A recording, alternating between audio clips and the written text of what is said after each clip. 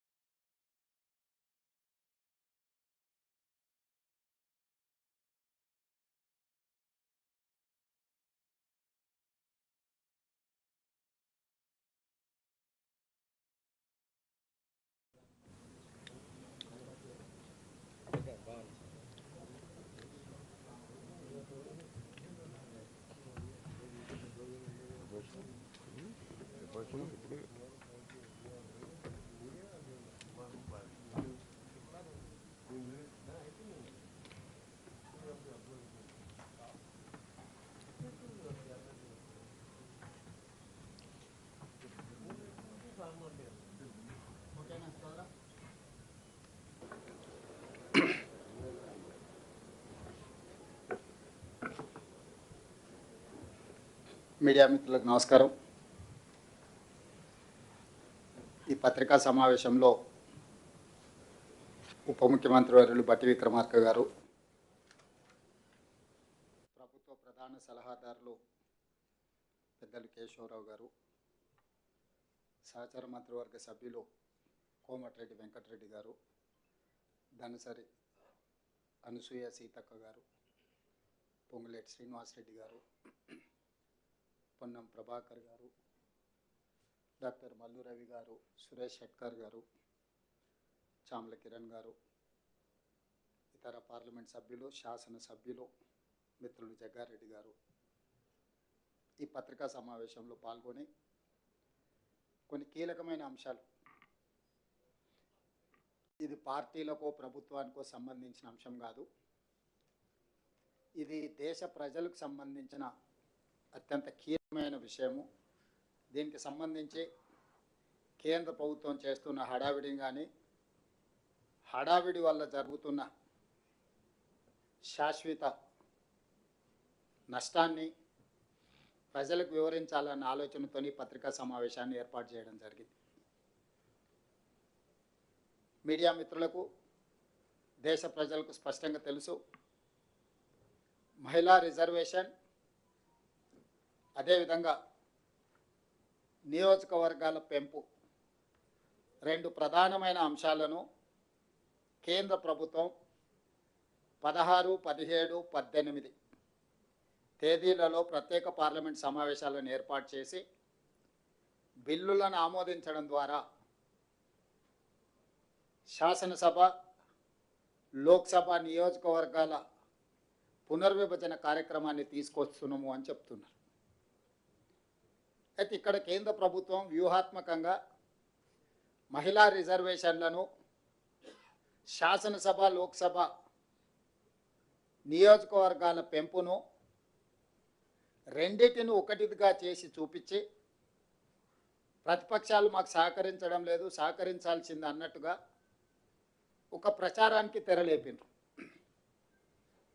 నేను ఈరోజు ఈ రెండు అంశాలను ఒకదానికి ఒకటి సంబంధం లేనిది, ఏ దానికి అదే చాలా ప్రాధాన్యతతో కూడుకున్న అంశము, ఈ రెండింటిని విడదీసి రెండింటిని వేరువేరుగా చర్చించుకొని రెండింటిని అమలు చేయడానికి అవసరమైన విధి విధానాలను ఏ విధంగా రూపొందించుకోవాలనో ఒక సూచన, ఒక అవగాహనతో కూడుకున్న అంశాలను నేను ఈరోజు ఈ పత్రికా సమావేశంలో ప్రస్తావించదలుచుకున్నాను. మొట్టమొదట మహిళా రిజర్వేషన్ల గురించి మనం చర్చించుకుందాం. ఆ తర్వాత నియోజకవర్గాల పెంపు, నియోజకవర్గాల పునర్విభజన మీద మాట్లాడుకుందాం. కాంగ్రెస్ పార్టీ మహిళా రిజర్వేషన్లకు వ్యతిరేకం అన్నట్టుగా నిన్న మన కేంద్ర మంత్రివర్యులు లేదా భారతీయ జనతా పార్టీ పార్లమెంట్ సభ్యులు కాంగ్రెస్ మీద ఆరోపణ చేస్తున్నారు. నేను ఈ సందర్భంగా ఆ నాయకులకే కాకుండా ప్రజలకు గుర్తు చేయదలుచుకున్నాను. స్వతంత్రం వచ్చిన తర్వాత ప్రజాస్వామిక దేశంలో రాజ్యాంగాన్ని రచించుకొని ప్రజలు ఎన్నుకున్న ప్రభుత్వాలను ఏర్పాటు చేసుకోవాలని ఆలోచన చేసినప్పుడే పురుషులతో పాటు మహిళలకు సమానమైన ఓటు హక్కును మొట్టమొదట ఈ దేశంలో ఇచ్చిందే కాంగ్రెస్ పార్టీ. అప్పటికే ప్రపంచంలో చాలా దేశాలలో మహిళలకు ఓటు హక్కు కానీ మహిళలకు కనీస గౌరవం కానీ దక్కని పరిస్థితుల్లో స్వతంత్ర భారతదేశంలో కాంగ్రెస్ పార్టీ మొట్టమొదట మహిళలకు ఓటు హక్కును ఇచ్చి పురుషులతో పాటు మహిళలకు సమానమైన అవకాశాలు కల్పించి రాష్ట్రంలో కానీ దేశంలో కానీ ఏర్పడబోయే ప్రభుత్వాలు మహిళలను నిర్ణయం తీసుకునే అవకాశము అధికారము కాంగ్రెస్ పార్టీ కల్పించింది. ఆ తర్వాత దేశ ప్రధానమంత్రిగా, ఈ దేశానికి రాష్ట్రపతిగా, లోక్సభ స్పీకర్గా, వివిధ రాష్ట్రాలలో ముఖ్యమంత్రులుగా, వివిధ రాష్ట్రాలకు గవర్నర్లుగా చాలా రాజ్యాంగబద్ధమైన పదవులలో మహిళలకు అవకాశం కల్పించిన పార్టీ కాంగ్రెస్ పార్టీ. మీ అందరికీ తెలుసు, రాష్ట్రపతి, ప్రధానమంత్రి, Lok Sabha speaker, governor, chief minister ఇలాంటి కీలకమైన పదవులకు మహిళల నాయకత్వంలోనే పనిచేసి మహిళల్ని నియమించడమే కాదు, ఆ మహిళల యొక్క నాయకత్వంలో పనిచేసిన పార్టీ 140 సంవత్సరాల చరిత్ర కలిగిన పార్టీ.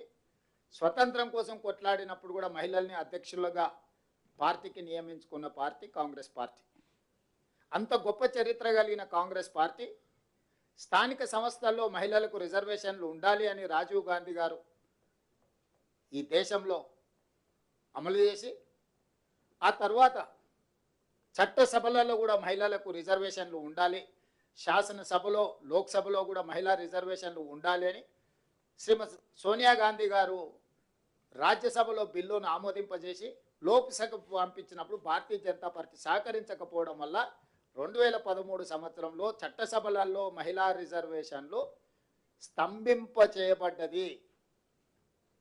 2013 నుంచి 2023 వరకు 10 సంవత్సరాలు నరేంద్ర మోడీ గారు ప్రధానమంత్రిగా మహిళా రిజర్వేషన్లు ఊసే ఎత్తకపోవడం, మహిళలకు రిజర్వేషన్లు ఇవ్వాలన్న ఆలోచన చేయకపోవడం వల్ల దాదాపుగా 10 సంవత్సరాలు మహిళా రిజర్వేషన్లు కాంగ్రెస్ తీసుకున్న నిర్ణయం, సోనియా గాంధీ గారు పాస్ చేసిన బిల్లు లోక్సభ ఆమోదాన్ని నోచుకోకుండా 10 సంవత్సరాలు కాలగర్భంలో కలిసిపోయినట్టుగా కనుమరుగైంది. 2023 సంవత్సరంలో కేశవరావు గారు కూడా అప్పుడు రాజ్యసభ సభ్యులుగా మళ్ళీ మహిళా రిజర్వేషన్లను అమలు చేయాలని చర్చకు వచ్చినప్పుడు అటు లోక్సభలో కానీ రాజ్యసభలో కానీ కాంగ్రెస్ పార్టీ సంపూర్ణంగా మద్దతు ఇచ్చింది. ఆ బిల్లును పెట్టినప్పుడు నరేంద్ర మోడీ గారే ఆ బిల్లులో పెట్టిన కీలకమైన అంశం ఏంటంటే 2026 సంవత్సరం తర్వాత జనాభా లెక్కలు సేకరించి జనాభా లెక్కల్ని గెజెట్ ప్రచురించిన తర్వాత ఆ జనాభా ప్రాతిపదికన మహిళా రిజర్వేషన్లను అమలు చేస్తామని 2023 చివరి ఎన్నికల ముందు చట్టం చేయడం జరిగింది. ఆ రోజే 2024 లోక్సభ ఎన్నికల్లో 33% మహిళా రిజర్వేషన్లు అమలు చేస్తామని బిల్లు పెడితే 2024 లోక్సభ మే జూన్లో జరిగిన ఎన్నికల్లోనే 543 లోక్సభ సభ్యులల్లో 33% అంటే 181 మహిళా ఎంపీలు ఎన్నిక కావడానికి అవకాశం ఉండే. దాంతోపాటు 2024 మే జూన్ తర్వాత ఏ రాష్ట్రంలో ఎన్నికలు జరిగినా ఆయా శాసనసభలలో కూడా 1/3 మహిళా రిజర్వేషన్ అమలు చేయమని చట్టం చేసి ఉంటే ఈ మధ్యకాలంలో జరిగిన 24 నుంచి ఇప్పటి వరకు జరిగిన అన్ని రాష్ట్రాలు ఎక్కడైతే ఎన్నికలు జరిగిన రాష్ట్రాలు ఉన్నాయో ఆ రాష్ట్రాలలో కూడా అసెంబ్లీలలో 33% మహిళా రిజర్వేషన్లు అమలు జరిగి ఉండు. కానీ చిత్తశుద్ధి లేని ఎన్డీఏ ప్రభుత్వము ఆ రోజు చట్టాన్ని లోక్సభలో ఆమోదించినప్పుడు తక్షణమే అమలు చేసే అవకాశం ఉన్న చట్టంలో ఫిట్టింగ్ పెట్టి మహిళలకు రిజర్వేషన్లను దూరం చేసింది ఎన్డీఏ ప్రభుత్వం.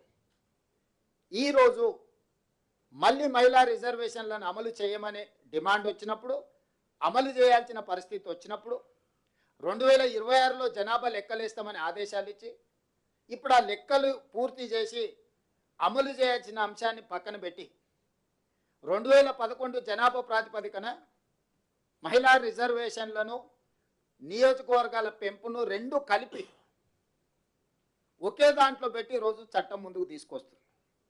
అందుకే ఈరోజు స్పష్టంగా మహిళా రిజర్వేషన్లు తక్షణమే అమలు చేయాలంటే ఆ 2026 తర్వాత సేకరించే జనాభా ప్రాతిపదికన చెయ్యాలి అని ఏదైతే మీరు నిబంధన పెట్టినరో ఆ ఒక్క నిబంధనను సవరించుకుంటే 6 నెలల్లోని ప్రక్రియ అంతా ముగిసిపోయి ఎంబడే జరగబోయే రాష్ట్రాలలో శాసనసభ ఎన్నికలలో 33% మహిళా రిజర్వేషన్లు అమలు చేయొచ్చు. 2029లో ఏదైతే లోక్సభ ఎన్నికలు జరుగుతాయో 543లో 33% అంటే 181 మంది మహిళలకు ఆటోమేటిక్గా లోక్సభలో కూడా ప్రాతినిధ్యం వహిస్తుంది. అట్లా అమలు చేయకుండా ఈరోజు సీట్ల పెంపు కార్యక్రమాన్ని, నియోజకవర్గాల పునర్విభజన కార్యక్రమాన్ని కూడా దీంతో పాటు కలిపినరు. ఇక్కడే రాజకీయ కుట్ర, రాజకీయ అసమానతలు, రాజకీయ వివక్ష ఇవన్నీ మిళితమై ఉన్నాయి. అందుకే ఈరోజు కాంగ్రెస్ పార్టీ పక్షాన తెలంగాణ రాష్ట్ర ముఖ్యమంత్రిగా సహచర మంత్రివర్గ సభ్యులు పెద్దలందరి సమక్షంలో నేను నరేంద్ర మోడీ గారికి చెప్పదలుచుకున్న ఒకే ఒక మాట, మహిళా రిజర్వేషన్లకు సంపూర్ణంగా కట్టుబడి ఉండడమే కాకుండా 100% మేము మద్దతు ఇస్తున్నాము. ఉన్న చట్టం ప్రకారము, ఉన్న సీట్ల ప్రకారము 33% మహిళా రిజర్వేషన్లు అమలు చేయడానికి ఏ చట్టం తీసుకొస్తావు లోక్సభలో రాజ్యసభలో పెట్టు, సంపూర్ణంగా కాంగ్రెస్ పార్టీ మద్దతు ఇస్తుంది. చర్చ కూడా అవసరం లేదు. 2026 సంవత్సరం తర్వాత సేకరించబోయే జనాభా ప్రాతిపదికన రిజర్వేషన్లని ఒక్క అడ్డంకిని తొలగించుకుంటే 6 నెలల లోపలనే మహిళా రిజర్వేషన్లు అమలు చేయొచ్చు. కాబట్టి రేపటి 16, 17, 18 శాసనసభ పార్లమెంట్ సమావేశాలలో తక్షణమే మహిళా రిజర్వేషన్లు ఉన్న సీట్ల ప్రాతిపదికన 33% రిజర్వేషన్లను మహిళలకు అమలు చేసడానికి చట్టం తీసుకురా, మేము సంపూర్ణంగా మద్దతు ఇస్తాము. ఇది తెలంగాణ రాష్ట్ర ప్రభుత్వం తరఫునే కాకుండా కాంగ్రెస్ పార్టీ పక్షాన కూడా మొన్న జరిగిన సిడబ్ల్యూసి సమావేశంలో కాంగ్రెస్ పార్టీ తీసుకున్న నిర్ణయం. మహిళా రిజర్వేషన్లు మహిళల యొక్క రాజకీయ సాధికారితను కాంగ్రెస్ పార్టీ మొదటి నుంచి ఆకాంక్షించింది, మొదటి నుంచి అమలు చేసింది. 100% మహిళా రిజర్వేషన్లకు కాంగ్రెస్ పార్టీ కట్టుబడి ఉంది. తక్షణమే అమలు చేయాల్సిందిగా నరేంద్ర మోడీ గారిని మేము డిమాండ్ చేస్తున్నాము. ఇక రెండవ అంశం సీట్ల పెంపు, నియోజకవర్గాల పునర్విభజన. ఇది అత్యంత ప్రమాదకరంగా రాజకీయ పావుగా ఈరోజు నరేంద్ర మోడీ గారు వాడుకుంటున్నారు. ఆ దానికి సంబంధించి మాకున్న అభ్యంతరాలను కానీ దక్షిణ భారతదేశంలో ఉన్న ప్రజల యొక్క అభ్యంతరాలను, అదేవిధంగా చిన్న రాష్ట్రాల యొక్క అభ్యంతరాలను ఈరోజు స్పష్టంగా నేను ప్రజలకు వివరించదలుచుకున్నా. ఈరోజు నరేంద్ర మోడీ గారు ప్రవేశపెట్టిన గతంలో నియోజకవర్గాల పునర్విభజన 3 సార్లు జరిగింది. 1957లో నియోజకవర్గాల పునర్విభజన జరిగినప్పుడు 494 సీట్లు ఉన్నాయి దేశంలో లోక్సభలో. 1967లో నియోజకవర్గాల పునర్విభజన జరిగినప్పుడు 520 సీట్లకు పెరిగింది. అదేవిధంగా 1977లో చేసిన నియోజకవర్గాల పునర్విభజన ఇది అత్యంత కీలకమైనది. శ్రీమతి ఇందిరాగాంధీ గారు ఉన్నప్పుడు 1971 జనగణన ప్రకారము 1976లో నియోజకవర్గాల పునర్విభజన జరిగింది. ఆ రోజు ఇందిరాగాంధీ గారు తీసుకున్న నిర్ణయాలు 542 సీట్లకు పెంచారు. తర్వాత ఒక సీటు సిక్కిం నుంచి యాడ్ అయ్యి ఈరోజు దేశంలో 543 లోక్సభ స్థానాలు నిర్దిష్టంగా ఈరోజు సంఖ్యకు మనం చేరుకున్నాం. ఆ రోజు శ్రీమతి ఇందిరాగాంధీ గారు 1970 దశకంలో దేశంలో కరువు, ఆకలి, జనాభా నియంత్రించాలని కుటుంబ నియంత్రణ విధానాన్ని 1970లో ప్రభుత్వం, కేంద్ర ప్రభుత్వం తీసుకున్నది. కుటుంబ నియంత్రణ అమలు చేసిన 6-7 సంవత్సరాలలోనే దక్షిణాది రాష్ట్రాలు, ముఖ్యంగా కాస్త చదువుకున్న రాష్ట్రాలు, దక్షిణాది రాష్ట్రాలు కుటుంబ నియంత్రణ అమలు చేయడంతో ఇక్కడ జనాభా నియంత్రణ జరిగింది. ఉత్తరాది రాష్ట్రాలలో ఉన్న రాష్ట్రాలు కుటుంబ నియంత్రణ అమలు చేయకపోవడం వల్ల విపరీతంగా జనాభా పెరిగింది. 1970 నుంచి 76 6-7 సంవత్సరాలనే జనాభా మధ్యలో అంతరం పెరిగి ఉత్తర భారతదేశం దక్షిణ భారతదేశంలో అంతరం పెరుగుతుండడం వల్ల ఇందిరాగాంధీ గారు ఆ అంశాన్ని గుర్తించి 543 సీట్ల ప్రకారమే ఉండాలి, ఆయా రాష్ట్రాలలో ఉన్న నియోజకవర్గాలనే ఆ రాష్ట్రంలో ఉండే లోక్సభ సీట్ల ప్రకారమే నియోజకవర్గాల పునర్విభజన జరగాలని నిర్ణయం తీసుకోవడం వల్ల 1976లో ఉత్తరప్రదేశ్లో 80 సీట్లను ఆ రాష్ట్రంలోనే పునర్విభజన చేసిండ్రు. ఉమ్మడి ఆంధ్రప్రదేశ్లో ఉన్న 42 లోక్సభ నియోజకవర్గాలను ఈ రాష్ట్రంలో పునర్విభజన చేసిండ్రు. 25 సంవత్సరాల వరకు సీట్ల పెంపును శ్రీమతి ఇందిరాగాంధీ గారు నిషేధించిండ్రు. ఎందుకు అనంటే జనాభా పెరగడం, జనాభా ప్రాతిపదికన నియోజకవర్గాల పునర్విభజన జరిగితే కేంద్ర ప్రభుత్వం ఇచ్చిన ఆదేశాల ప్రకారం జనాభా నియంత్రణ పాటించిన కొన్ని రాష్ట్రాలను శిక్షించిన వాళ్ళతో కేంద్ర ప్రభుత్వ ఆదేశాలను ఉల్లంఘించిన వాళ్ళను మెప్పించినట్టు సీట్లు పెంచితే నష్టం జరుగుతుందని ఆ రోజు శ్రీమతి ఇందిరాగాంధీ గారు నియంత్రించిన 543 సీట్లు ఉండాలి, ఏ రాష్ట్రంలో ఉన్న సీట్లను ఆ రాష్ట్రంలోనే నియోజకవర్గాల పునర్విభజన చేయాలి. 2001లో వాజ్పేయి గారు ప్రధానమంత్రిగా ఉన్నప్పుడు కూడా మళ్ళీ లోక్సభలో చట్టసభలలో చర్చ వచ్చినప్పుడు ఇందిరాగాంధీ గారు ఏదైతే దూరదృష్టితో జనాభా ప్రాతిపదికన జరిగే నియోజకవర్గాల పునర్విభజన చిన్న రాష్ట్రాలు మరీ చిన్నగా మారుతాయి, పెద్ద రాష్ట్రాలు మరీ పెద్దగా మారుతాయి, భూస్వాములు జాగీర్దారులుగా మారుతారు, పేదలు అత్యంత నిరుపేదలుగా మారుతారు, నిరాదరణకు గురవుతారని చెప్పి 2001లో కూడా వాజ్పేయి గారు తిరిగి నియోజకవర్గాల పునర్విభజన చేయాలనుకున్నప్పుడు స్పష్టంగా ఇంకొక 25 సంవత్సరాల వరకు ఈ 543 ప్రకారమే ఏ రాష్ట్రంలో ఎన్ని సీట్లు ఉన్నాయో ఆ రాష్ట్రాల ప్రాతిపదికన నియోజకవర్గాల పునర్విభజన జరగాలి.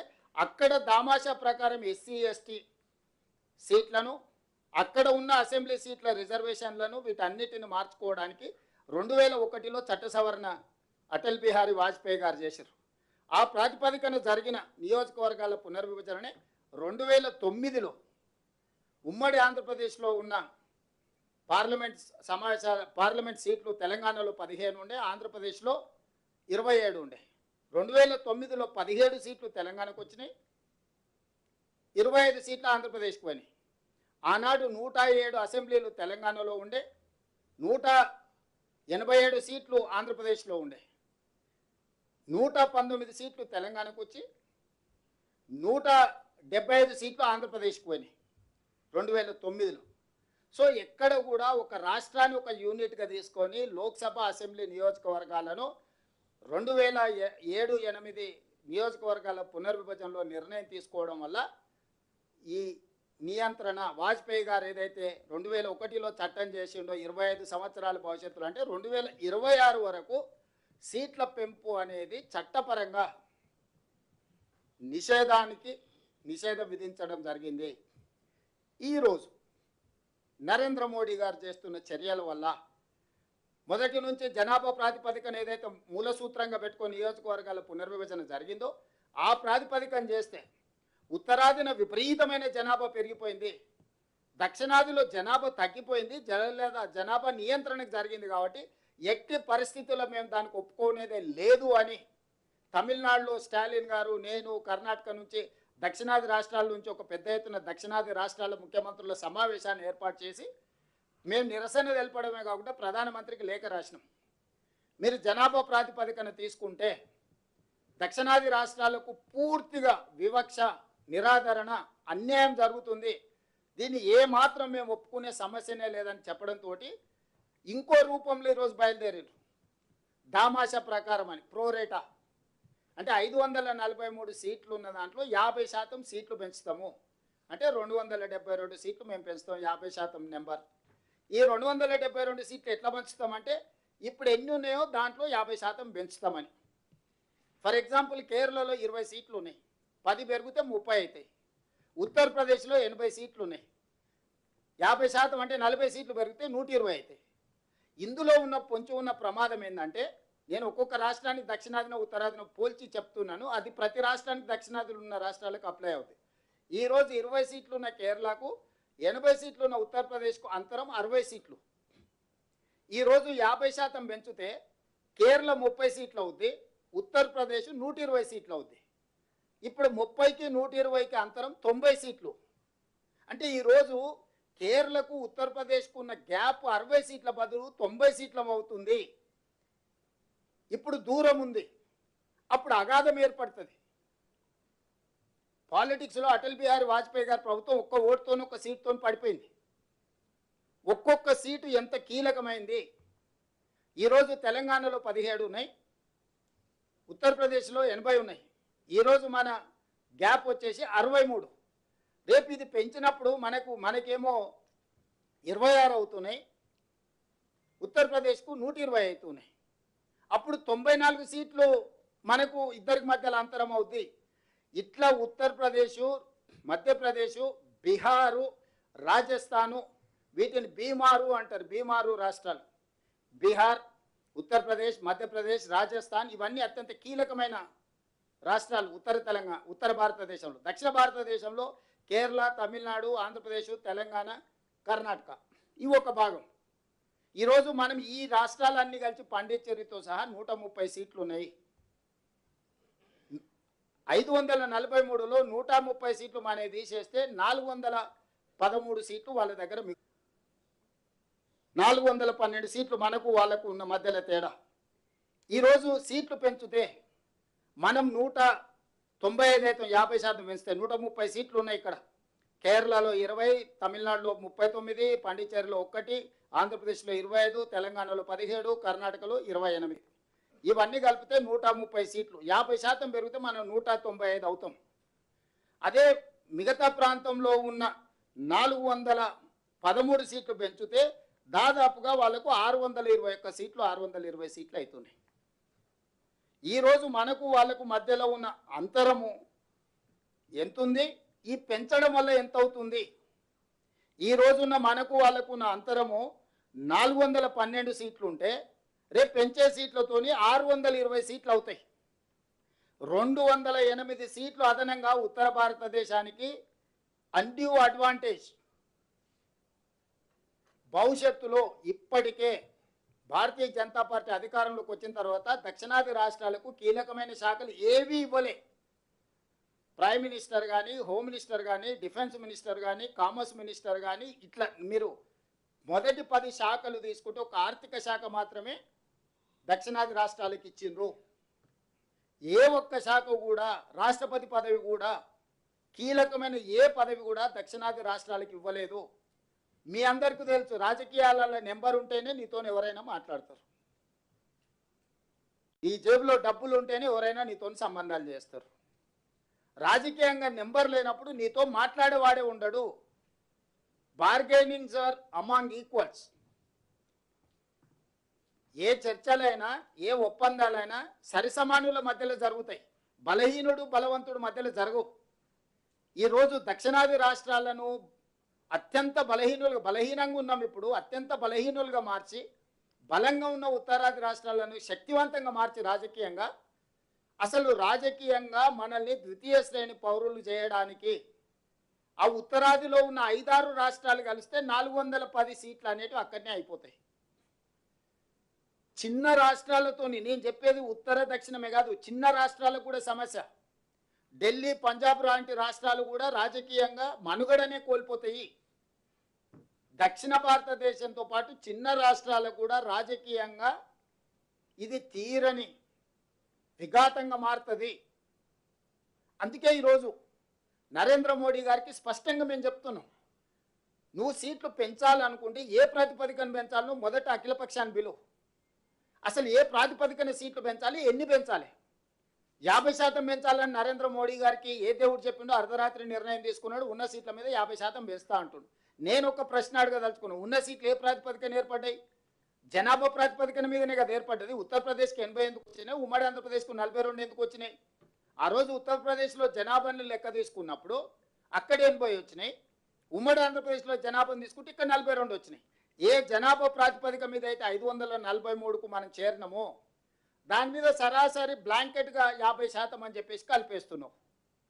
ఏ జనాభా నియంత్రణ చేసిన వాళ్ళకి అన్యాయం జరుగుతుంది అంటున్నావు. మూల సూత్రమైన జనాభా ప్రాతిపదికన ఏర్పడిన విధానాన్ని ప్రోరేట ప్రకారం 50% పెంచేస్తాను నేనని చెప్పి నీ రాజకీయ మనుగడ కోసం, నీ రాజకీయ అవసరాల కోసం ఈ రోడ్లు సీట్లు పెంచడంతో దక్షిణ భారతదేశానికి వచ్చే 195, ఉత్తర భారతదేశానికి వచ్చే 621 సీట్లు ఉత్తర దక్షిణ భారతదేశాలలో విపరీతమైన అంతరం పెంచుతుంది.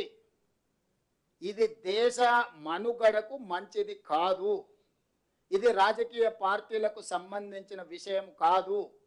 ఇది దేశ ప్రజలకు సంబంధించిన విషయము. వివక్ష అనేది ఎక్కడికి దారితీస్తుందో మనం అందరం చూసినాము. తెలంగాణ రాష్ట్ర ఉద్యమము, తెలంగాణ రాష్ట్ర ఏర్పాటు, నక్సలైట్ల ఉద్యమము, సమాజంలో వచ్చిన మార్పులన్నీ కూడా వివక్ష ఎక్కడికి దారితీస్తుందో మనకు కళ్ళకు కట్టినట్టుగా కనిపిస్తుంది.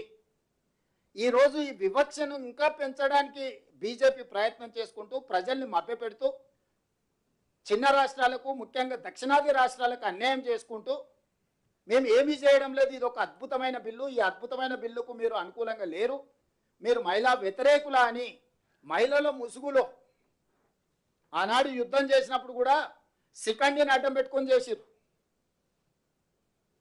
ఈరోజు మీరు సీట్లు పెంచే అధికార దాహానికి మహిళల్ని అడ్డం పెట్టుకోకండి. మహిళా బిల్లుకు మేము సంపూర్ణంగా మద్దతు ఇస్తున్నాం. మహిళా బిల్లు తక్షణమే అమలు జరగాలి. ఉన్న ప్రాతిపదికన 543 లోక్సభ స్థానాలలో 33% 181 సీట్లు మహిళలకు ఇచ్చేసేయండి తక్షణమే. తెలంగాణ రాష్ట్రంలో ఉన్న 119 అసెంబ్లీలలో మహిళలకు 140 అసెంబ్లీ సీట్లను తక్షణమే మీరు మహిళా రిజర్వేషన్లు చేయండి. ఉన్న అసెంబ్లీలు, ఉన్న లోక్సభ స్థానాలకు 1/3 ప్రకారం మహిళా రిజర్వేషన్లు చేయండి. అన్అపోజ్డ్గా మేము మద్దతు పలుకుతాం.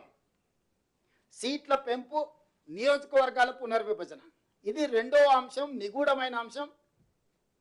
ఇందులో ఉన్న కుట్ర ప్రజలకు చెప్పాలి. ఈరోజు దక్షిణ భారతదేశంలో మేము నియంత్రణ పాటించడం వల్ల మేము ఆర్థికంగా జిఎస్డిపి హైయెస్ట్ కంట్రిబ్యూషన్ మేము. దక్షిణాది రాష్ట్రాలు ఫైనాన్షియల్ క్యాపిటల్స్, ఉత్తరాది రాష్ట్రాలు పొలిటికల్ క్యాపిటల్స్. పొలిటికల్ క్యాపిటల్స్ ఎప్పుడు కూడా ఫైనాన్షియల్ క్యాపిటల్స్ని సబ్సర్వెంట్గా చూస్తారు. పన్నులు కట్టాలి, ఢిల్లీకి వెళ్ళి సలాం పెట్టాలి. మాకు ఎలాంటి అవకాశాలు, మాకు ఎలాంటి అధికారం లేకుండా చేయడానికి ఈరోజు కుట్ర జరుగుతుంది. పన్నులు కట్టడం, సలాం కొట్టడం అనే విధానానికి మేము 100% వ్యతిరేకము. నేను నిర్దిష్టంగా చెప్పదలుచుకున్న నరేంద్ర మోడీ గారికి, మీరు చేస్తున్న కుట్ర దీర్ఘకాలంలో ఈ దేశానికి చాలా పెద్ద సమస్యగా, విపత్తుగా మారుతుంది. ఇది ఏమాత్రం మంచిది కాదు. కాబట్టి ఈరోజు మీరు అనొచ్చు, మీరు గుడ్డిగా వ్యతిరేకిస్తే మరి దీనికి పరిష్కారం ఏందని. అందుకే హైబ్రిడ్ మోడల్ నేను ప్రపోజల్ చేయదలుచుకున్నా. ఈ హైబ్రిడ్ మోడల్లో మీరు 272 సీట్లు మీరు పెంచాలని నిర్ణయించుకున్నారు కదా, అందులో 50%, 136 సీట్లు మీరు చెప్పుకుంటున్న ప్రోరేటా ప్రకారం ఇచ్చుకోండి.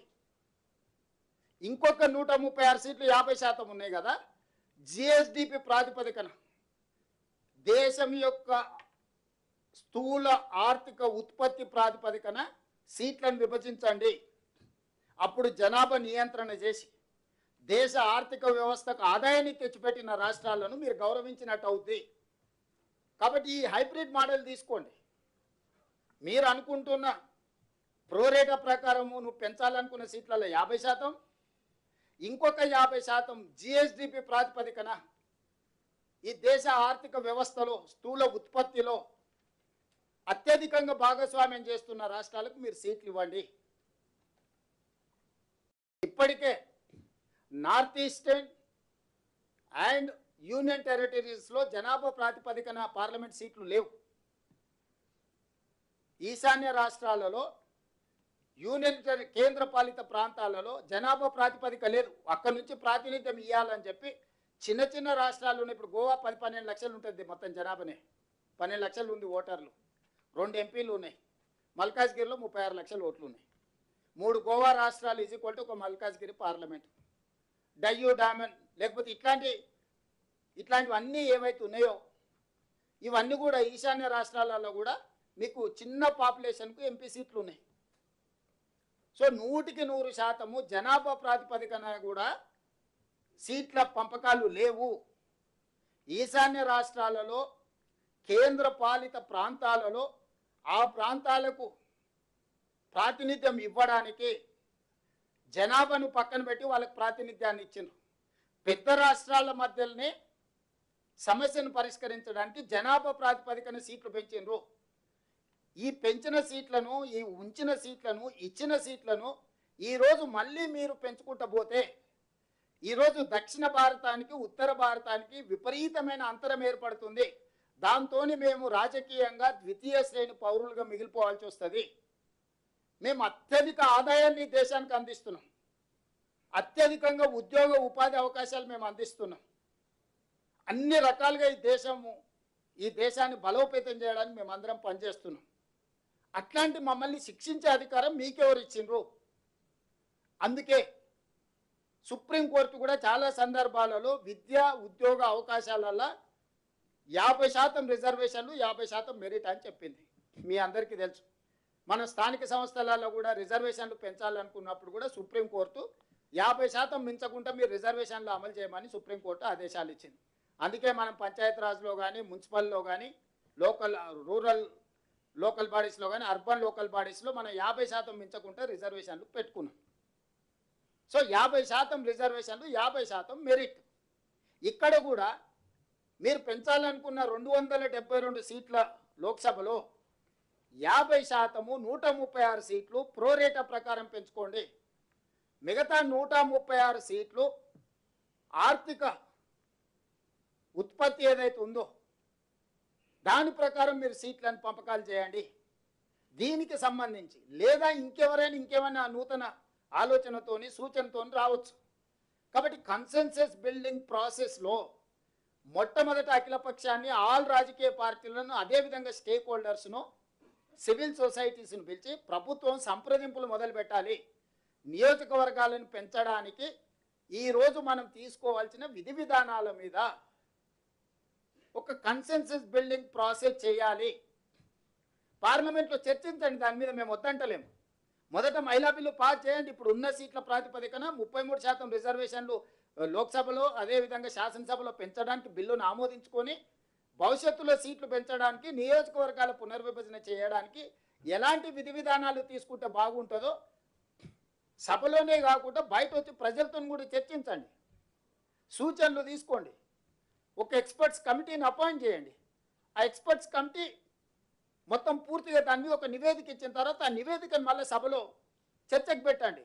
వివిధ శాసనసభలలో అభిప్రాయం తీసుకోండి. శాసనసభల తర్వాత లోక్సభలో, రాజ్యసభలో చర్చించండి. ఆ తర్వాత guidelines, terms of reference final చేసినాకనే మీరు నియోజకవర్గాల పునర్విభజన కానీ, నియోజకవర్గాల పెంపు కార్యక్రమం ముందుకు వెళ్దాము. ఈ లోపల మీరు ఆల్రెడీ జనగణన కోసము కేంద్ర ప్రభుత్వం నిర్ణయం తీసుకున్నది 2027 మార్చి 31 లోపల జనగణన పూర్తి చేయండి. ఈ లోపల అందరి అభిప్రాయాలు తీసుకోండి. వివిధ రాష్ట్రాల శాసనసభ అభిప్రాయాలు, యూనియన్ టెరిటరీల అభిప్రాయాలు, లోక్సభ అభిప్రాయాలు, ప్రజా సంఘాల అభిప్రాయాలు, వీళ్ళందరి అభిప్రాయాలు తీసుకొని 2027 బడ్జెట్ సమావేశాలలో జనాభా లెక్కలతో పాటు ఈ అభిప్రాయాలను కూడా క్రోడీకరించి చర్చ చేసి టర్మ్స్ ఆఫ్ రెఫరెన్స్ అక్కడ ఫైనల్ చేసి అక్కడి నుంచి ఒక సంవత్సరంలో నియోజకవర్గాల పునర్విభజన ప్రక్రియ పూర్తి చేయొచ్చు. 2028 మార్చి వరకు ఈ ప్రక్రియ మొత్తం అయిపోతుంది. అంతే తప్ప హడావిడిగా అడ్డగోలుగా చేసి దేశంలో అనవసరమైన గందరగోళాన్ని సృష్టించి ఇది ఉత్తర భారతదేశానికి, దక్షిణ భారతదేశానికి ఒక వైరుధ్యాన్ని లేకపోతే ఒక గ్యాప్ను పెంచడానికి మీరు దయచేసి ప్రయత్నం చెయ్యకండి అని చెప్పి మోడీ గారికి నేను సూచన చేయదలుచుకున్నా. అదేవిధంగా హిందీలో కూడా నేషనల్ మీడియా కూడా ఉందనుకుంటున్నాను. హిందీలో కూడా కొన్ని మాట్లాడాలనుకున్నా నేను. ఏంటంటే మనం తెలుగులో చెప్తే మోడీ నాకు అర్థం కాలేదని, ఆ తర్వాత నాకు అవసరం లేదని అనుకునే ప్రమాదం ఉంది. पत्रकार मित्र, आज तेलंगाना राज्य के तरफ से हमारे साथी मंत्री, तेलंगाना गवर्नमेंट एडवाइज़र, लोकसभा और शासन सभा मेंबर्स के साथ आज मैं कुछ बयान देना चाहता हूं। जो केंद्र सरकार, भारतीय जनता पार्टी, नरेंद्र मोदी जी जो कोशिश कर रहे हैं 16, 17, 18 तारीख लोकसभा राज्यसभा में कुछ बिल ले आकर बिल पास करवाने में बहुत जल्दी भागम दौड़ कोशिश कर रहा है। इसीलिए मैं दो मुद्दों को आज साफ साफ कहना चाहता हूं। एक, महिला आरक्षण, दूसरे बात constituencies reorganisation and enhancement of seats in Lok Sabha and assembly. महिला आरक्षण के लिए कांग्रेस पार्टी खिलाफ नहीं है। जिस दिन इस देश को आजाद मिले थे उसी दिन महिलाओं को वोट हक देकर, पुरुष के साथ साथ महिलाओं को वोट हक देकर हम लोग वुमेन एम्पावरमेंट को उसी दिन हम एक फाउंडेशन डाला है। उसके बाद राजीव गांधी जी ने panchayat raj and municipal urban local bodies में महिला आरक्षण लागू कर देके इस देश में महिलाओं को लोकल बॉडीज रिप्रेजेंटेशन हमने दिलवाए। उसके बाद असेंबली एंड लोकसभा महिला आरक्षण के लिए श्रीमती सोनिया गांधी जी यूपीए 2 में राज्यसभा में कानून पास करवा के लोकसभा में इंट्रोड्यूस किए तो भारतीय जनता पार्टी साथ नहीं दिए, राज्यसभा में मदद किए। लोकसभा में आने के बाद भारतीय जनता पार्टी उसको आगे नहीं जाने दिए। इसीलिए आज हम लोग ये बात साफ कहना चाहता हूं नरेंद्र मोदी जी से, भारत सरकार से, कांग्रेस पार्टी तहे दिल से महिला आरक्षण को हम मदद दे देंगे। बाज़ाब्ता बिल लोकसभा राज्यसभा में रख दो, एक ही दिन में हम पास करवा देंगे। महिला आरक्षण अमल करने के लिए कांग्रेस पार्टी को कोई इतराज नहीं है। अभी जो लोकसभा 543 हर राज्य में जो असेंबली में है 1/3 वुमेन रिजर्वेशन तुरंत लागू कर दो।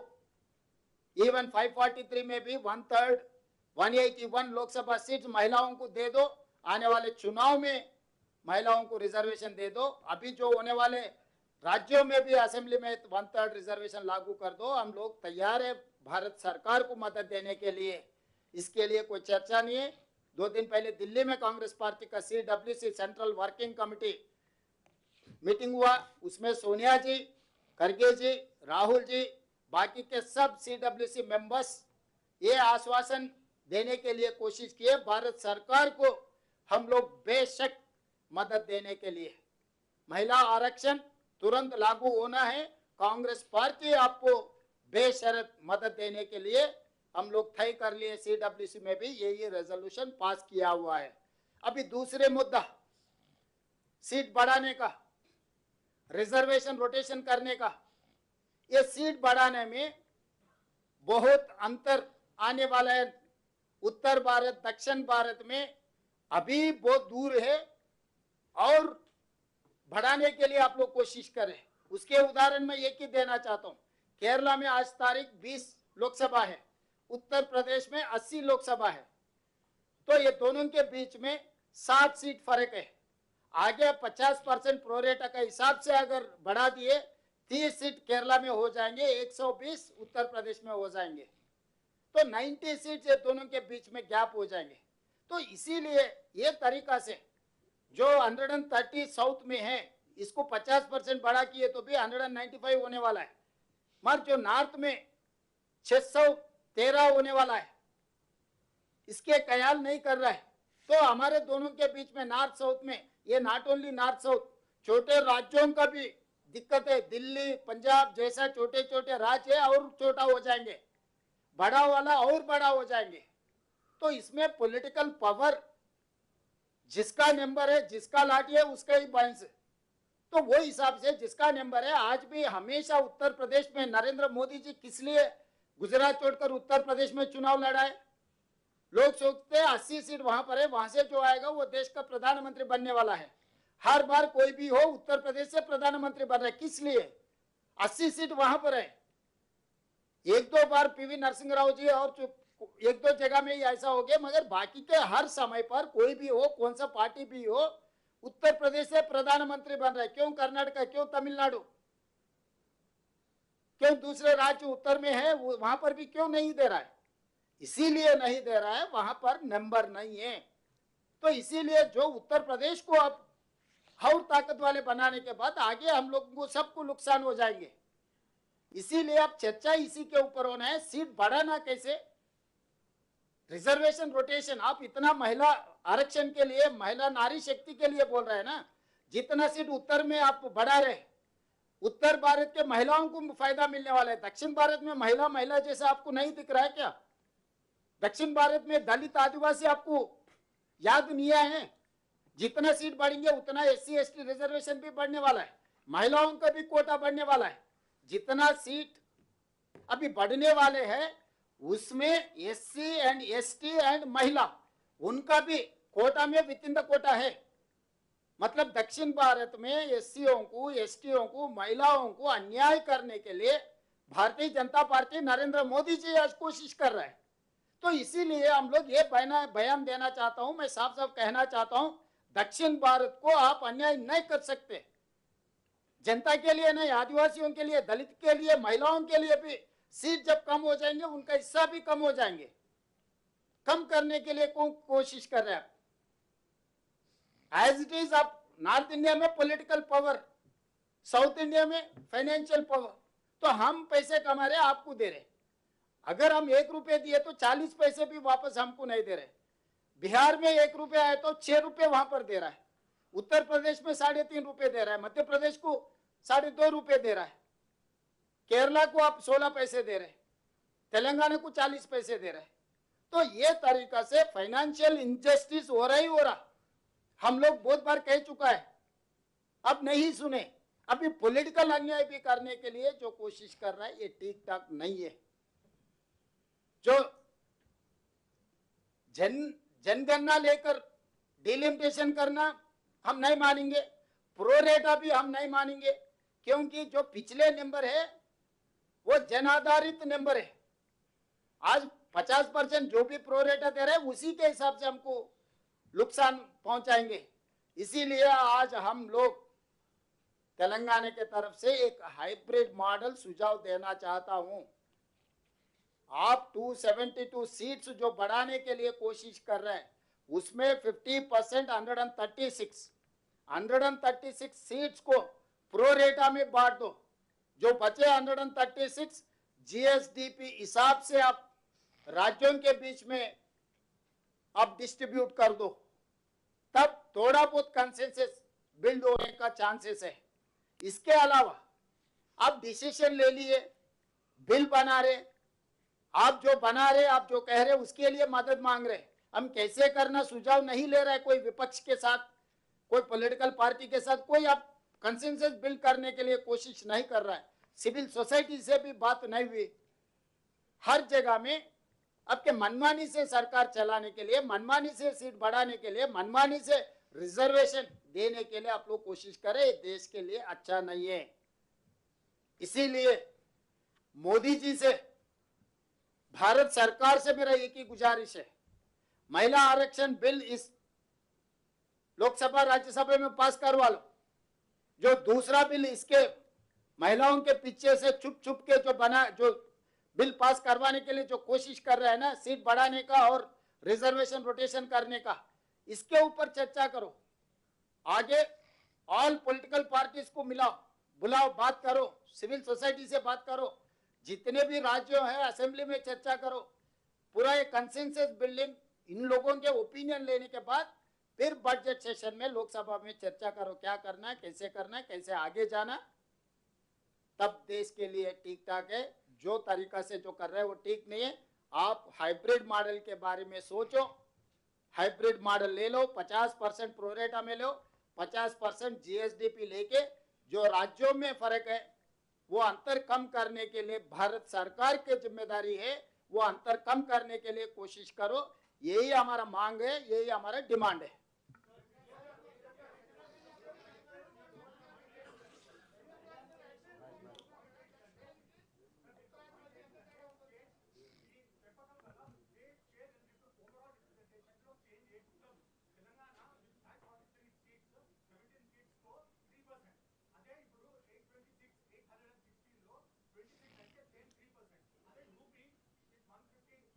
రాహుల్, నాకు అర్థమైంది నువ్వు వాట్సాప్ యూనివర్సిటీలో పర్మనెంట్ అడ్మిషన్ తీసుకున్నట్టుగా అనిపిస్తుంది.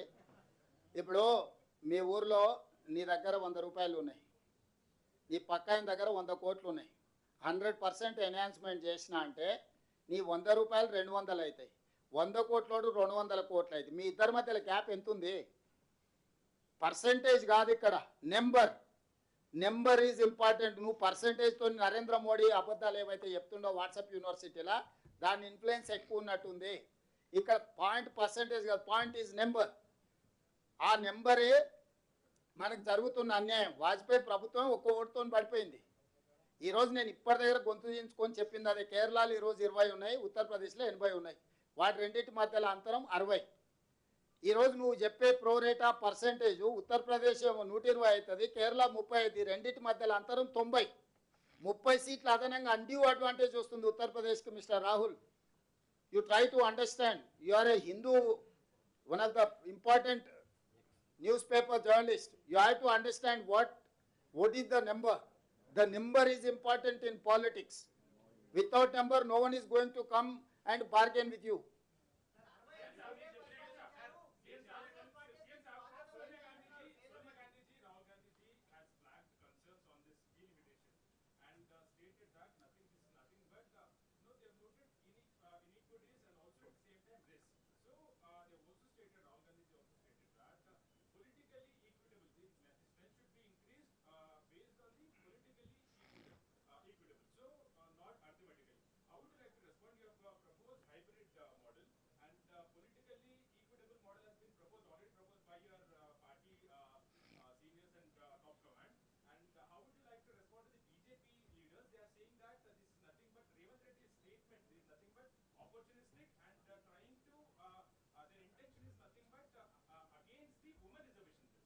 That is what मैं कोशिश कर रहा हूँ.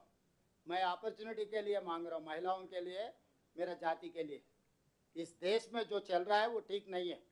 जो सीट बढ़ेगा तेलंगाना में, अगर सीट बढ़ गए तो instead of 26, if I get 30 seats, 10 seats will go to महिला reservation. Otherwise they get only 9 or 8.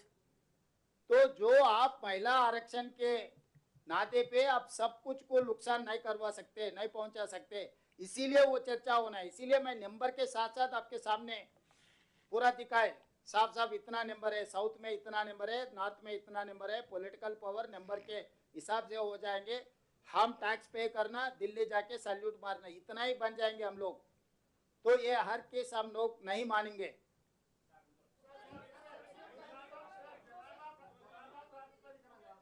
Ramna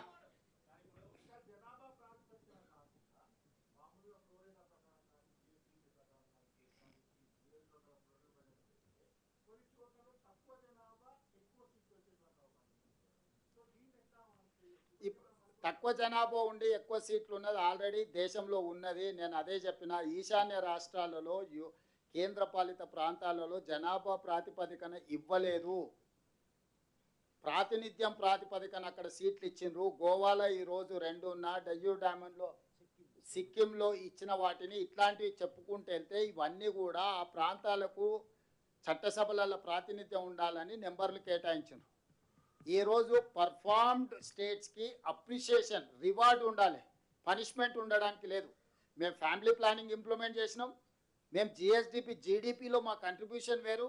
ఇప్పుడు దేశ జనాభాలో మేము 2.5% తెలంగాణ. ఈరోజు మేము 5% జీడిపి ఇస్తున్నాం.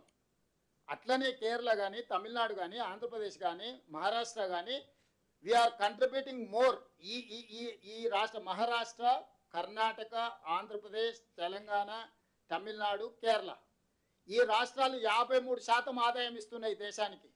మిగతా భారతదేశం అంతా 47% ఇస్తే ఇక్కడున్న ఈ రాష్ట్రాలే 53% దేశ ఆర్థిక స్థూల ఉత్పత్తిలో భాగస్వాములు. మమ్మల్ని ఏ రకంగా శిక్షిస్తామని నేను అడుగుతున్నా.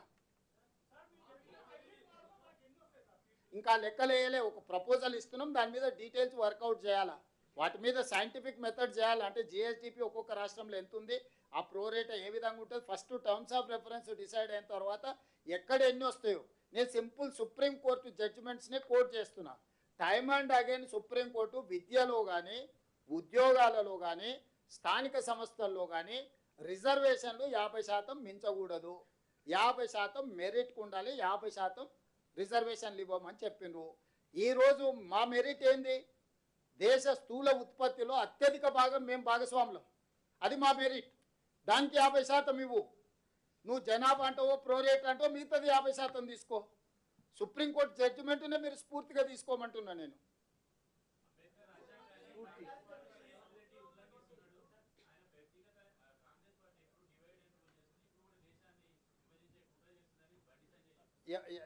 అంటే ఎట్లా, అంటే ఏ విధంగా, అంటే ఏ విధంగా ఎట్లా ఉల్లంఘిస్తున్నా అన్నాడు బండి సంజయ్ గారు? అంటే మహిళా రిజర్వేషన్లోనేనా? నేను ఒక ప్రశ్న బండి సంజయ్ గారిని అడిగిన. ఆయన పార్టీ ఎప్పుడు ప్రారంభించారో ఆయనకు తెలుసో తెలియదో నాకు తెలియదు. ఏప్రిల్ 6, 1980లో భారతీయ జనతా పార్టీ ప్రారంభించారు. ఇప్పటి వరకు 15 సార్లు ఆ పార్టీకి అధ్యక్షుడు నియామకం జరిగింది. ఒక వ్యక్తి 2 సార్లు ఉండొచ్చు, 3 సార్లు ఉండొచ్చు. ఇప్పటి వరకు 1980 ఏప్రిల్ 6 తారీఖు నాడు ప్రారంభించిన భారతీయ జనతా పార్టీ 15 సార్లు, నితిన్ నబీన్ లేటెస్ట్ ప్రెసిడెంట్ వరకు 15 సార్లు ఆ పార్టీకి అధ్యక్షుడిని నియమించుకున్నారు. ఈ 15 సార్లు అధ్యక్షుడిని నియమించుకున్నప్పుడు ఒక్క మహిళనైనా ఒక్కసారైనా పార్టీ అధ్యక్షురాలుగా నియమించుకున్నారా? నా సూటి ప్రశ్న నరేంద్ర మోడీ గారికి, బండి సంజయ్ గారికి. భారతీయ జనతా పార్టీకి 46 సంవత్సరాలల్లా ఒక్క మహిళా అధ్యక్షురాలినైనా నియమించుకున్నారా? మహిళల పట్ల వాళ్ళకున్న చిత్తశుద్ధి, మహిళల పట్ల వాళ్ళకున్న గౌరవము, వాళ్ళ పార్టీకి అధ్యక్షురాలినే నియమించుకోని వాళ్ళు, మహిళా అధ్యక్షురాలు, మహిళా ప్రధానమంత్రి, దేశంలోనే కాంగ్రెస్ పార్టీలోనే లాంగెస్ట్ సర్వ్డ్ మహిళా ప్రెసిడెంట్ శ్రీమతి సోనియా గాంధీ గారు, శ్రీమతి ఇందిరాగాంధీ గారు. అట్లాంటి మహిళా అధ్యక్షురాల నేతృత్వంలో పనిచేసే మమ్మల్ని మహిళలకు అన్యాయం చేస్తున్నామని ఆరోపణ చేస్తే ఇక వాళ్ళని చూసి నవ్వాలన్నా ఏడవాలన్నా నాకైతే అర్థమవుతలేదు. బండి సంజయ్ గారు ఏదైనా మహిళల పక్షాన మాట్లాడాలంటే వాళ్ళ పార్టీ జాతీయ అధ్యక్షురాలకు ఒక మహిళను నియమించుకొని ఆ మహిళ ఆలోచన ఏముందో ఒక్కసారి మాట్లాడి. బండి సంజయ్ మాట్లాడేది దక్షిణాదిలో ఉన్న ఎస్సీ ఎస్టీ మహిళలకు వ్యతిరేకము. ఈరోజు సీట్ లీడర్ తగ్గిపోతే ఎస్సీల ప్రాతినిధ్యం తగ్గుద్ది, ఎస్టీల ప్రాతినిధ్యం తగ్గుద్ది, మహిళా ప్రాతినిధ్యం తగ్గుద్ది. ఈరోజు 195 సీట్లు అవుతున్నాయి దక్షిణాది రాష్ట్రాలు. అవి 250 అయినాయి అనుకో, ఆ ప్రాతిపదికనే ఎస్సీ ఎస్టీ మహిళలకు పెరుగుతాయి కదా. అంటే ఇప్పుడు దక్షిణాది రాష్ట్రాల మహిళలకు అన్యాయం చేసి ఉత్తరాది రాష్ట్రాలలో ఉన్న మహిళలకు న్యాయం చేయాలనుకున్న బండి సంజయ్ గారు.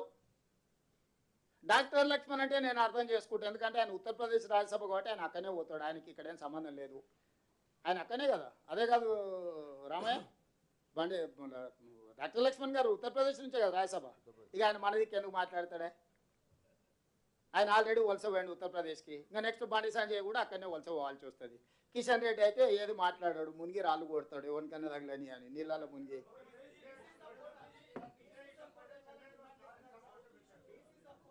ఒక నిమిషం.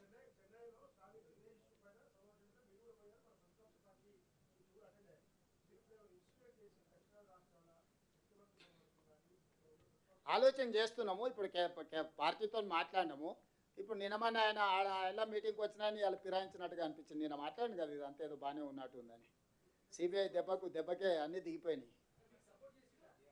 అక్కడ అందరు సపోర్ట్ చేసిరు ఆ రోజు అక్కడ ఓపెన్గానే బయటకు వచ్చి మాట్లాడాను కదా వెంకటరాజు, నువ్వు చూడలే? ఏదా పెంచడానికి అభ్యంతరం లేదంటుండు. అదేనా అంటే మోడీకి అనుకూలంగానే ఉన్నాడు కదా. ఎట్లా లేదు అట్లా మాట్లాడలే. 24% ఉంది, ఎండాన్ని పెంచుకొని మాకు నచ్చినట్టే ఉంది, సమ్మగా ఉంది, మోడీ పెట్టిన లడ్డు అన్నాడు ఆయన. ఎస్, మేము పార్టీ డిమాండ్ చేసింది ఆల్రెడీ మా వాళ్ళు మాట్లాడినారు. ఖర్గే గారు చెప్పారు 2023 బిల్లు వచ్చినప్పుడు శ్రీమతి సోనియా గాంధీ గారు ఈ మహిళా కోటాలలో బీసీల కోటా కూడా ఉండాల్సిందే, కోటాలో సబ్ కోటా ఉండాల్సిందే అని చెప్పి లోక్సభలో సోనియా గాంధీ గారే మాట్లాడారు. మా స్టాండ్ అదే, ఈ ఉమెన్ రిజర్వేషన్లో బీసీ రిజర్వేషన్ కూడా అమలు చేయాలనేది మా డిమాండ్. మేము ఆ మాట కట్టుబడి ఉన్నాం. సిడబ్ల్యూసీలో కూడా స్పష్టంగా ఈ అంశం చర్చకు వచ్చింది. పార్టీ ఆ నిర్ణయానికి కట్టుబడి ఉంది.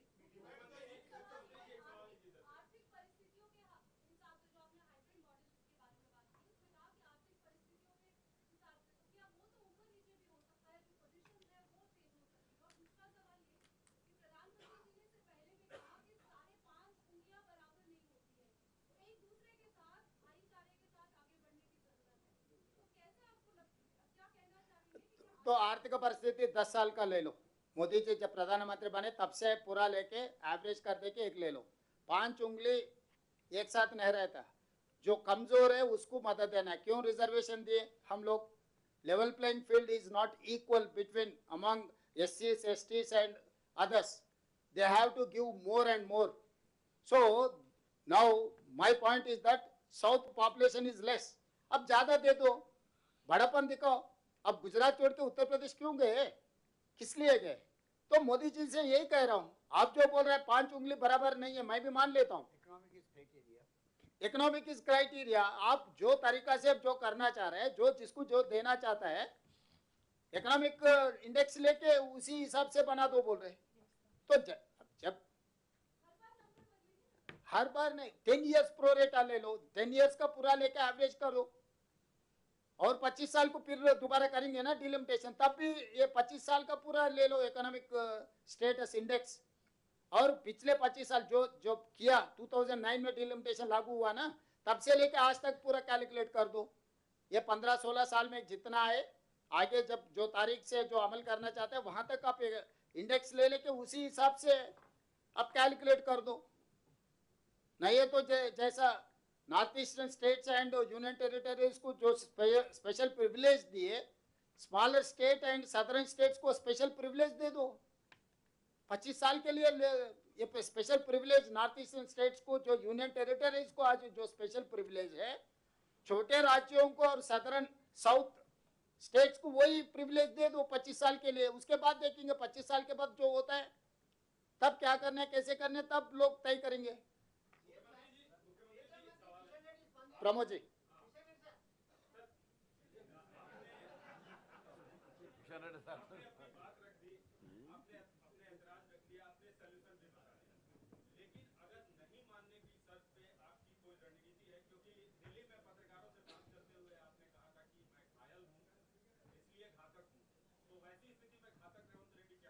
अभी जरूर अभी इसीलिए आपको इकट्ठा कर ले रहा हूँ। पहले पत्रकार मित्रों ने साथ दे दिए ना, तो आगे हम क्या रणनीति तय करेंगे हम बोलेंगे। तो इसीलिए मैं साफ कहना चाहता हूँ, जो तरीका से मोदी जी हमको अन्याय करना चाहता है वो ठीक नहीं है, हम लोग बर्दाश्त भी नहीं करेंगे। जो हमारे MP लोग, इसीलिए मल्लू रवि जी, जितने भी हमारे MP लोग हैं, लोकसभा में दिखाएंगे। जब तेलंगाना हासिल नहीं किए तब केशव राव जी से लेकर बहुत सारे लोग लोकसभा में, विवेक जी, राजगोपाल रेड्डी जी, सुखेंद्र रेड्डी जी, जितने सारे, पोन्नम प्रभाकर जी आई है ना पेपर स्प्रे स्टार। सो हमारे ताकत दिखा के तेलंगाना हासिल किए ना, आगे वही जिम्मेदारी चामले किरण और मल्लू रवि जी लेंगे।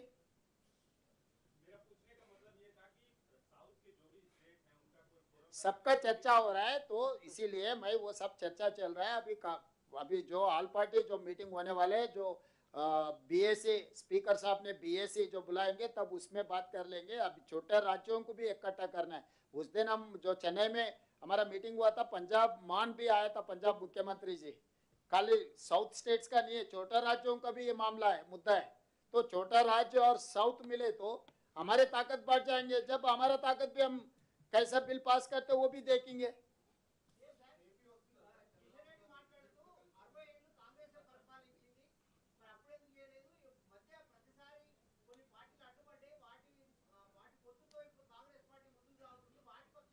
అందుకే కిషన్ రెడ్డి గారికి ఇప్పుడు నీకు కూడా నేను చెప్పింది అదే, దేశ స్వతంత్రం వచ్చినాక మహిళలకు పురుషులతో పాటు సమానమైన ఓటు హక్కు ఇచ్చింది మేమే, స్థానిక సంస్థలల్లో రిజర్వేషన్లు ఇచ్చింది మేమే, లోక్సభలో రాజ్యసభలో మహిళా బిల్లులు, అసెంబ్లీలో లోక్సభలో బిల్లు పాస్ చేసింది మేమే। ఇన్ని పనులు మేం చేసిన తర్వాత ఈరోజు కిషన్ రెడ్డి గారు 60 ఏళ్ళు మీరే ఉన్నారు, 60 ఏళ్ళు ఇవన్నీ చేసినాం స్వామి। మా పార్టీకి శ్రీమతి ఇందిరాగాంధీ గారి కాడి నుంచి సోనియా గాంధీ వరకు అధ్యక్షురాలుగా నియమించుకున్నాము। రాష్ట్రపతి, ప్రధానమంత్రి, గవర్నరు, స్పీకరు అందరు మహిళలకు ఇచ్చిన మీ 60 ఏళ్ళలో మేము, మీరు 46 ఏళ్ళలో మీ పార్టీకి ఒక్క మహిళా అధ్యక్షురాలనైనా నియమించుకున్నారా కిషన్ రెడ్డి గారు? ఒక్కసారి దీనికి జవాబు చెప్పండి। జనరల్ సెక్రటరీ ఆర్గనైజేషన్ అనే ఒక పదవి ఉంటుంది, తెలుసు కదా, నరేంద్ర మోడీ గారు ఉండేవాళ్ళు అంతకుముందు ప్రమోద్ మహాజన్ ఉండేవాడు జనరల్ సెక్రటరీ ఆర్గనైజేషన్ అని, వెంకయ్య నాయుడు గారు ఉండేటోళ్ళు। జనరల్ సెక్రటరీ ఆర్గనైజేషన్ అనే పదవి ఒక మహిళకి ఎప్పుడైనా భారతీయ జనతా పార్టీలు ఇచ్చిండ్రా?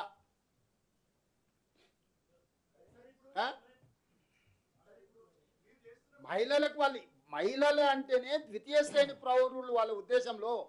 మహిళల్ని చిన్న చూపు చూడడమే భారతీయ జనతా పార్టీ లక్షణము అవలక్షణము.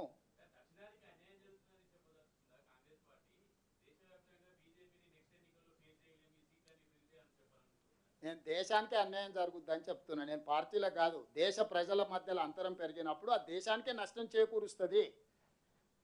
దేశ ప్రజలకందరికీ అన్యాయం జరుగుతుంది. నేను 140 కోట్ల ప్రజల తరఫున ఈరోజు నేను మాట్లాడుతున్నా.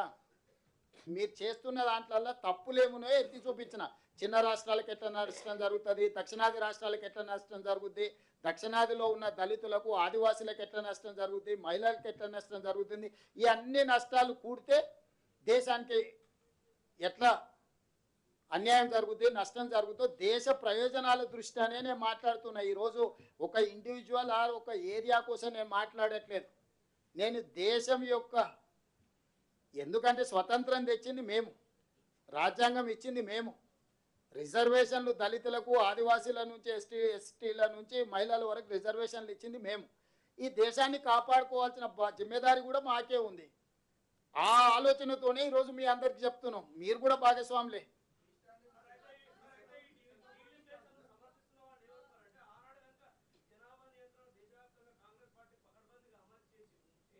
ఇప్పుడు ఆనాడు అది ఏనాడే అది 1950 ప్లీజ్ తినండి. 51 లోపల కూడా చేసింది కాంగ్రెస్ పార్టీ, 61లో చేసింది కాంగ్రెస్ పార్టీ, 76 లోపల డిఫరెన్సెస్ ఉన్నది ఆపింది కాంగ్రెస్ పార్టీ. ఆగినాం.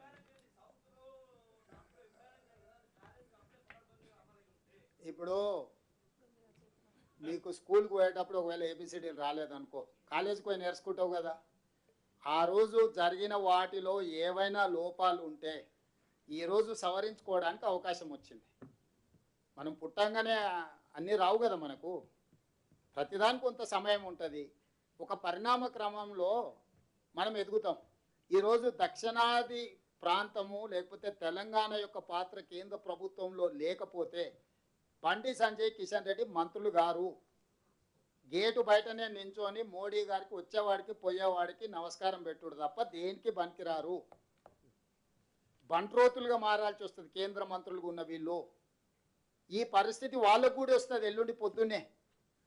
ఇప్పుడు రాజకీయాలలో ఉన్నప్పుడు వాళ్ళు ఏమనుకుంటారు, వచ్చే తరానికి వస్తుందేమో మాకేముందిలే అని. ఇది అమలు కాగానే వీళ్ళు అవసరమే లేదు. ప్రభుత్వం ఏర్పాటులో తెలంగాణ పాత్రనే ఉండదు కేంద్ర ప్రభుత్వంలో. తెలంగాణ పాత్ర లేనప్పుడు వీళ్ళకేమిస్తారు? బంట్రోతు ఉద్యోగం కూడా ఇయ్యరు. ఫస్ట్ అది అర్థం చేసుకోమనుండ్రి వాళ్ళని ఫస్ట్ సమస్యను అర్థం చేసుకోమనుండ్రి. సమస్యను అర్థం చేసుకున్నాక ఎవరి మీద ఆరోపణలు చేయాలా, ఎవరిని నిలదీయాలనేది మళ్ళీ చర్చ చేద్దాం.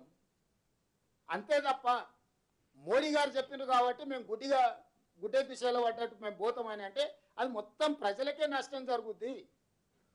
నీది మోడీది కుటుంబ సమస్య కాదు, ఇది ప్రజల సమస్య. అందుకే ఈ ప్రయత్నం చేస్తున్నాం. Yes,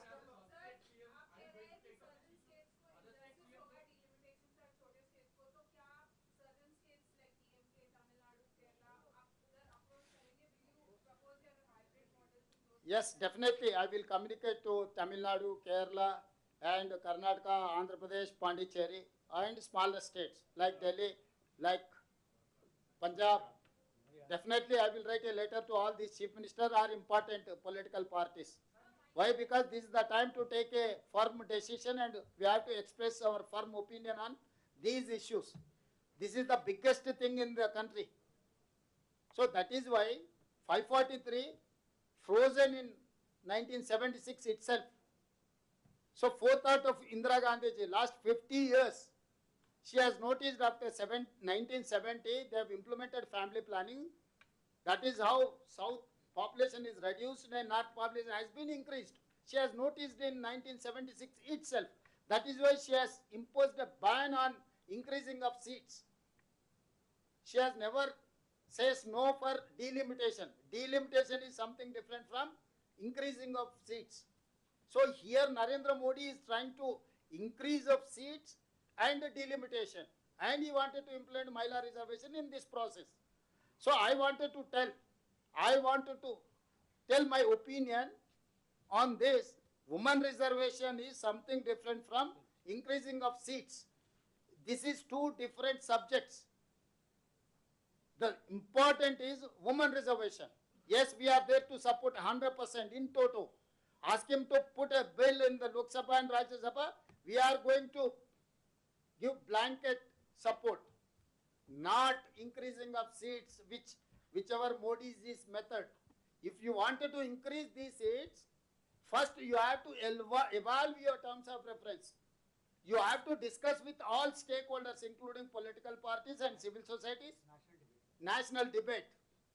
He has to take consensus from all the assemblies and UTs. Then only he has to decide the terms of reference for increasing of seats and delimitation. It is not Bharatiya Janata Party owned agenda or manifesto. This is the manifesto of the country. He cannot take ride on southern states or smaller states.